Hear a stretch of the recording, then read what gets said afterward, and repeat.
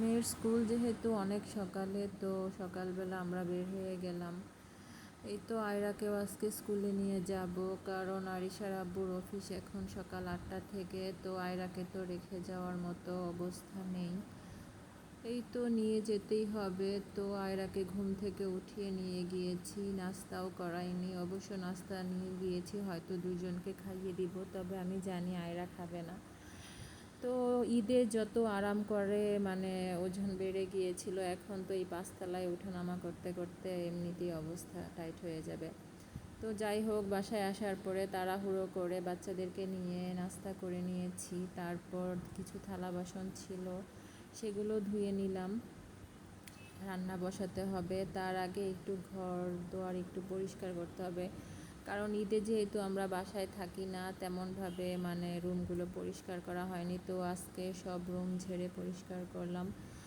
আর এই তো আমার বেডরুমের খাটটাও আমি একটু সরিয়ে নিয়েছি, ফ্যানের নিচে নিয়েছি, যেহেতু দক্ষিণ দিকের জানালাটা দিয়ে সুন্দর বাতাস আসে, তো সেই জায়গাটা একটু খোলা রেখেছি। তারপর এই তো ঘর পরিষ্কার করে এখন ফ্রিজ থেকে মাগুর মাছ নামিয়েছি। মাগুর মাছ আসলে কাটাটা যেমন সহজ, কিন্তু পরিষ্কার করাটা বেশ কঠিন।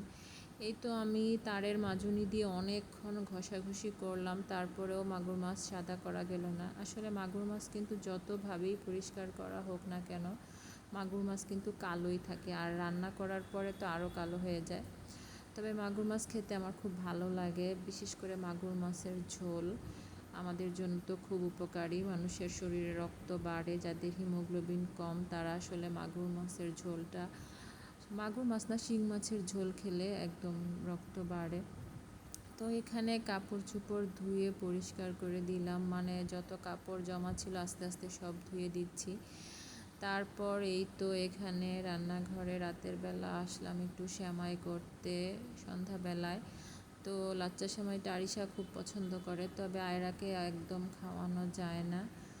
তো এই তো আমি এখানে সেমাইটা করে নিচ্ছি। আর যেহেতু দুপুরে একটা তরকারি করা হয়েছিল, তাই ভাবছি একটা মিষ্টি কুমড়ার তরকারি করব, আর ভাত রান্না করব, রুটি বানাবো। এই তো সারাদিন এসব কাজ করতে করতে, আর সারাদিন বিছানার চাদরটাও বিছানোর সময় পাইনি। তো এখানে বিছানার চাদর একটা বিছিয়ে নিলাম, ধোয়া চাদর।